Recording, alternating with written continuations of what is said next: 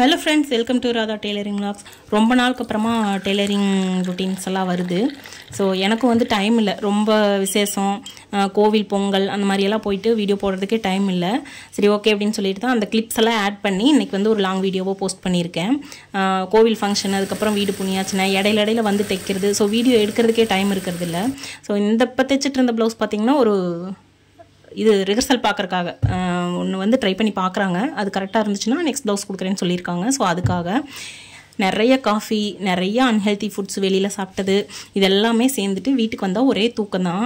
ஏதாவது urgent blouse எனக்கு இது வேணும், கண்டிப்பாக வேணும் அப்படின்னு கேட்டவங்களுக்கு மட்டும், இல்லை விசேஷத்துக்காக கொடுத்தவங்களுக்கு மட்டும் ஸ்டிச் பண்ணிவிட்டு நிறைய பெண்டிங் ஒர்க்ஸ் வச்சுருக்கேன். இது வந்து என்னோடய சாரீ. ஸோ இந்த சாரீ வந்து ஆன்லைனில் எடுத்தேன் 750 ரூபாய்க்கு. மெட்டீரியல் குவாலிட்டி வந்து பார்த்திங்கன்னா ஒரு மாதிரி நசன்னு இருக்குது. அதனால எனக்கு மனசே இல்லை. ஸோ அதனால் 3 சாரீ எடுத்திருந்தேன். இது ஒன்று மட்டும்தான் பார்க்குறதுக்கு சுமாராக இருந்துச்சு. சரி ஓகே, இதுக்கு மட்டும் சிம்பிளாக ஒரு எம்ப்ராய்டரி கொடுத்து, வீட்டில் ஒரு சின்ன ஃபங்க்ஷன் வருது, ஸோ அதுக்காக சின்ன எம்ப்ராய்டரி ரொம்ப மினிமலாக கொடுத்துட்டு இந்த ப்ளவுஸை ஸ்டிச் பண்ணிடலாம் அப்படின்னு சொல்லிட்டு எடுத்து வச்சுருக்கேன். இந்த பின் பண்ணியிருக்கிறது பார்த்திங்கன்னா ராங் சைடில் பின் பண்ணியிருக்கேன். எப்போயுமே நான் சாரீலையும் ப்ளவுஸ்லையும் வந்துட்டு ராங் சைடில் ஒரு பின் பண்ணி வச்சுப்பேன். அப்போ தான் வந்துட்டு ஃபால்ஸ் வைக்கும்போது ஈஸியாக இருக்கும். அப்போதைக்கு போய் வெளியில் வெளிச்சத்துலையெல்லாம் வச்சு பார்த்துட்டு இருக்கணும், எது முன்னாடி பக்கம் எது உள்கடை வெளிக்கடை தெரியாமல். ஸோ அதனால் இந்த சாரீக்கு வந்துட்டு அந்த மாதிரி தான் ஜிக்ஜாக்கில் ஒரு எம்ப்ராய்டரி போட்டிருந்த ஜரி உள்ள மட்டும். அடுத்தது வந்து ஒரு போட் நெக் ப்ளவுஸ்.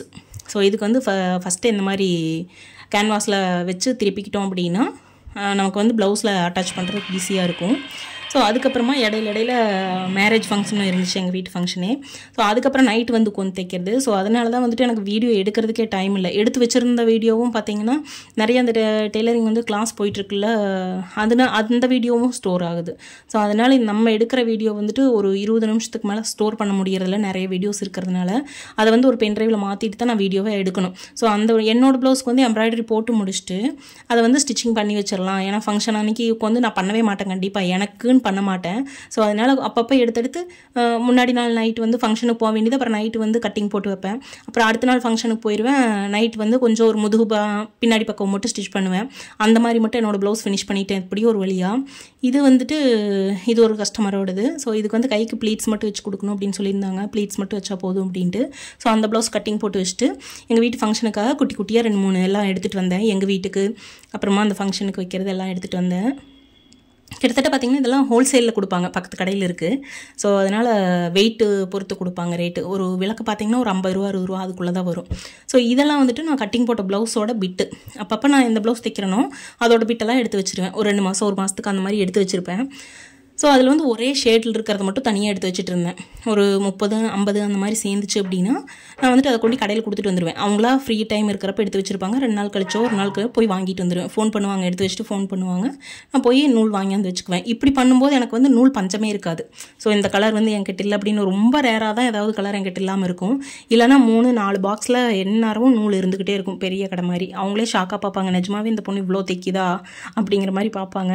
ஏன்னா எங்கள் சென்னிமலையில் வந்துட்டு பெரிய கடை வச்சிருக்கிறவங்க எல்லாரும் கூட அப்பப்போ நான் வாங்கும்போது பார்த்துருக்கேன். நூலுக்கு வாங்கும்போது அந்த ஒரு நூல் 2 நூல் இல்லைன்னு போவான்ல. ஸோ அப்போ பார்த்துருக்கேன். ஒரு ப்ளவுஸு 2 ப்ளவுஸ்க்காக வந்து பெட்ரோல் செலவு பண்ணி வந்து அந்த கடையில் நின்று அந்த 2 ப்ளவுஸ்க்கு மட்டும் அளவாக வாங்கிட்டு போவாங்க. ஒன்றும் பெரிய ரேட்டெல்லாம் வராது. 50 நூல் கொடுத்தோம் அப்படின்னா 250-300 அதுக்குள்ளே தான் வரும். ஓகேவா?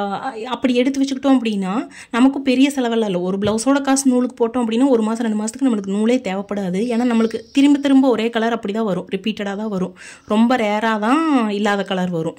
ஸோ அதனால் மெரூனு, ப்ளூ இதெல்லாம் வந்துட்டு ரொம்ப காமனாக இருக்கிற கலர்ஸ். அது வந்து எடுத்து வாங்கி வச்சிட்டோம் அப்படின்னா 1க்கு 2 வாங்கி வச்சிட்டோம். இல்லை அந்த ஷேட் கிடைக்கலன்னா 2 ஷேட் வாங்கி வச்சுக்கலாம். டார்க்கர் 1, லைட்டர் 1 அந்த மாதிரி எடுத்து கொடுக்க சொல்லிட்டோம் அப்படின்னா அவங்களே எடுத்து கொடுத்துருவாங்க. ஸோ நான் ரெகுலராக வாங்குறதுனால அவங்க வந்து இப்போ தெரியும், ஒரு நூல் இல்லை அப்படின்னா கூட, அந்த கலர் கிடைக்கலனா கூட டார்க்கர் ஷேட் 1, லைட்டர் ஷேட் 1, ஒரு நூல் 5 ரூபா தான். ஸோ அதனால் வந்துட்டு அது வாங்குறதுனால ஒன்றும் பெரிய பிரச்சனை இருக்காது. நமக்கு ஒரு ப்ளவுஸ் தைச்சோன்னா அதோட காசில் வாங்கி வச்சுக்கலாம்.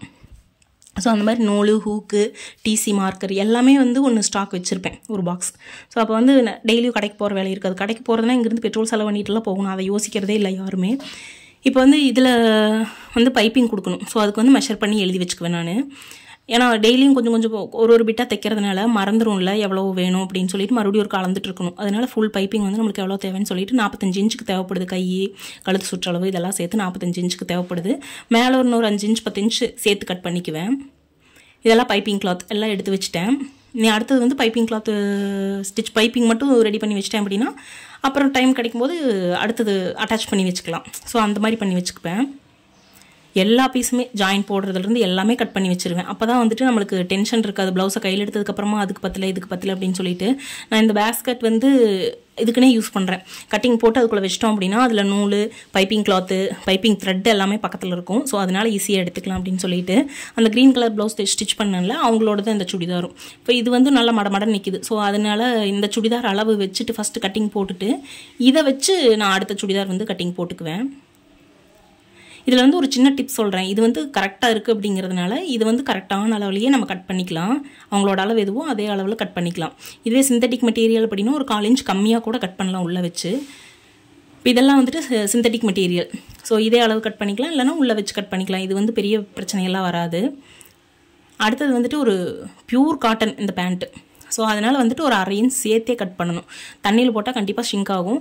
ஸோ அதனால் அப்படி சுருங்குச்சு அப்படின்னா அவங்களுக்கும் அன்கம்ஃபர்டபுளாக இருக்கும்ல. நான் 2 நல்லா தைச்சிருக்காங்க, 2 வந்து இப்படி பண்ணிட்டாங்க அப்படிங்கிற மாதிரி இருக்கும். ஸோ அதனால் காட்டன் நல்லா தைக்கும்போது இந்த மெஷர்மெண்ட்டெல்லாம் நம்ம ஞாபகம் வச்சுக்கணும். ஓகே, காட்டன் தைக்கும்போது கண்டிப்பாக தண்ணியில் போட்டால் சுருங்கும்.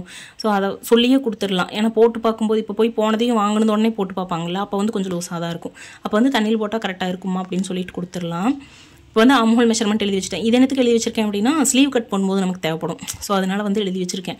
ஏன் இப்போ எழுதிக்கிறேன் அப்படின்னா, ஏன்னா கை ஒரு நாள் கால் ஒரு நாள் கட் பண்ணிட்டு இருக்கிறதால மறுபடியும் ஒருக்கா இதை எடுத்து மெஷர் பண்ணிகிட்டு இருக்கணும். அதுக்காக நான் இதை எடுத்து பண்ணி வச்சிட்டேன், எழுதி வச்சிட்டேன். அப்படின்னா ஒரு வேளை ஸ்லீவ் இப்போ கட் பண்ணுறக்கு டைம் இல்லை, முடியல, ஒரு வேளை சோர்வாக இருந்தது அப்படிங்கிற மாதிரி இருந்துச்சுன்னா நாளைக்கு கட் பண்ணுறேன் அப்படின்னா நாளைக்கு வந்து அது யூஸ்ஃபுல்லாக இருக்கும். ஸோ அதனால் வந்து எழுதி வச்சுக்கிட்டேன்.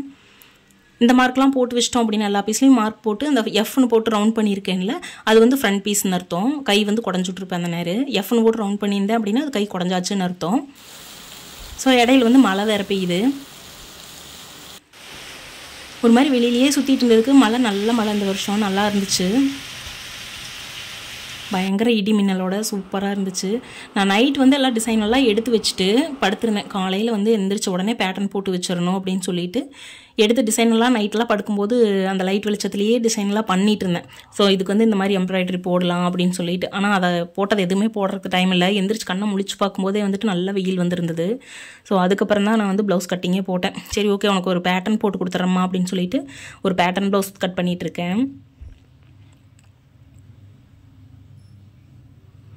இதெல்லாம் அளவு எடுத்து நோட்டில் எழுதி வச்சுருக்கிறதால அவங்களுக்கெல்லாம் அளவு மாறாது. அதே அளவு தான். நம்ம வாட்டுக்கு டக்குன்னு வெட்டிகிட்டே இருக்கலாம். ஒவ்வொரு வாட்டி அளவு ப்ளவுஸ் எடுக்கணும் அப்படிங்கிறதெல்லாம் இல்லை. நெக்கு, கை எல்லாமே வந்துட்டு நம்ம வைக்கிறத பொறுத்து அளவு எடுத்துக்கலாம். இதில் வந்து அந்த பெண்டாக போடுவாங்கள்ல, அதுக்கு பேர் ஸ்கேலப்னு சொல்லுவாங்க. ஸோ அந்த டிசைன் தான் யூஸ் பண்ணி சின்ன பைப்பிங் எல்லாம் கொடுத்து ஃபினிஷ் பண்ண போகிறேன். இந்த மாதிரி டிசைன் ப்ளவுஸ் எல்லாம் ஒர்க் பண்ணுறதுக்கு ஜாலியாக தான் இருக்கும். ஓகே, நம்ம ஏன்னா ஒரு விஷயத்தை வந்துட்டு இந்த மாதிரி டிசைன் ப்ளவுஸில் தான் நிறைய கற்றுக்குவோம். ஸோ இந்த ஸ்கேலப் போடுறது, இந்த பேட்டர்னில் பின்னாடி கேன்வாஸ் வச்சு ஸ்டிச் பண்ணுறது, இதெல்லாம் வந்துட்டு ஷோல்டரோட அளவை கூட கொஞ்சம் மாற்றி விட்டுரும். ஸோ கேன்வாஸ் வைக்கும்போது ஒரு இடத்துல இருக்கும், அயன் பண்ணதுக்கப்புறமா ஸ்டிச் பண்ணதுக்கப்புறமா ஒரு 1/4 இன்ச் பிளேஸ் மாறிடும். ஸோ அதெல்லாம் வந்துட்டு மேனேஜ் பண்ணி தான் நம்ம ஸ்டிச் பண்ணி ஆகணும். நம்ம வைக்கும்போது தெரியும் நம்ம வந்து அக்கழுத்து அகலம் பண்ணியிருக்குமா இல்லையான்னு சொல்லிட்டு. இந்த மாதிரி பேட்டர்ன் போடும்போதெல்லாம் பேப்பர் கட்டிங் வந்துட்டு ஒரிஜினல் அளவுக்கு ரெடி அளவுக்கு ஒன்று கட் பண்ணி வச்சுப்பேன். ஃபஸ்ட்டு அந்த நெக்கெல்லாம் ஃபினிஷ் பண்ணதுக்கப்புறமா ஆம்ஹோலெல்லாம் செக் பண்ணி பார்த்துப்பேன். இந்த இடத்துல கரெக்டாக வந்திருக்கா அப்படின்னு சொல்லிட்டு செக் பண்ணி பார்ப்பேன். கரெக்டாக வந்துச்சுன்னா ஓகே, கரெக்டாக வரல அப்படின்னா எந்த இடத்துல அட்ஜஸ்ட் பண்ண முடியுமோ அட்ஜஸ்ட் பண்ணிவிட்டு அதுக்கப்புறமா தான் ஃபினிஷ் பண்ணுவேன். ஸோ இல்லைனா என்ன ஆகும்னா அந்த கேன்வாஸ் வைக்கிற ஐட்டமெல்லாம் நீங்கள் நல்லா நோட் பண்ணி பாருங்கள். தைச்சிட்ருக்கீங்க அப்படின்னா நல்லா தெரியும். கேன்வாஸ் வச்சு நம்ம ஸ்டிச் பண்ணுறது ஃபினிஷ் பண்ணுறது எல்லாமே வந்துட்டு பார்த்திங்கன்னா கொஞ்சம் ஒரு 1/4 இன்ச் அளவு மாறதுக்கு வாய்ப்பு இருக்குது. இந்த மெட்டீரியலெல்லாம் வந்துட்டு ஓரளவுக்கு நின்றுக்கும். நல்லா நெகந்து போகிற மாதிரி மெட்டீரியல் இருக்கும்ல, அதெல்லாம் வந்துட்டு கண்டிப்பாக நம்ம தலைவலி உண்டு பண்ணிடும். அந்த அளவுக்கு நமக்கு மேனேஜ் பண்ண முடியாத அளவுக்கு அளவு மாறிடும். சில டைம் வந்து டிசைன் ப்ளவுஸ் எல்லாம் இழுத்துக்கிட்டே இருக்கும், பார்த்தாலும் போட்டதுக்கப்புறமும் இழுத்துட்டு இருக்கும். அதெல்லாம் காரணம் இதுதான். கேன்வாஸ் வச்சு டிசைன் வைக்கும்போது ஃபினிஷ் பண்ணும்போது அளவு மாறிடுது. இப்போ ஒரு வழியாக அந்த ப்ளவுஸை வந்து நான் முடிக்க போகிறேன். டிசைனை முடிச்சு வச்சுட்டேன்னா கூட அப்புறம் ஜாயின் போடுறது மெதுவாக வந்து போட்டுக்கலாம் அப்படின்னு சொல்லிட்டு ஒரு தாட் இருக்கும். ஸோ ஏன்னா இதுதானே தலைவலியான வேலை அப்படின்ட்டு முடிஞ்ச வரைக்கும் அந்த ப்ளவுஸில் என்னென்ன ஒர்க்கு என்னால் போட முடியுமோ அதெல்லாம் போட்டுட்டு தான் நான் தூங்குறக்கே போவேன்.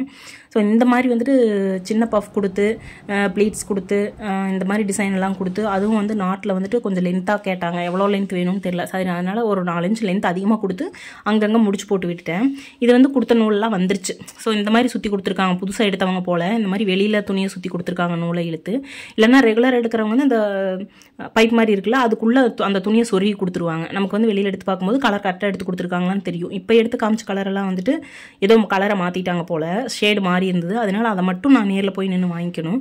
ஒரு 50 கலர் கொடுத்தோன்னா 4-5 கலர் இந்த மாதிரி தான் பண்ணுவாங்க. ஸோ அதை வந்து நம்ம ஒன்றுமே பண்ண முடியாது, நம்ம தான் அட்ஜஸ்ட் பண்ணிக்கணும்.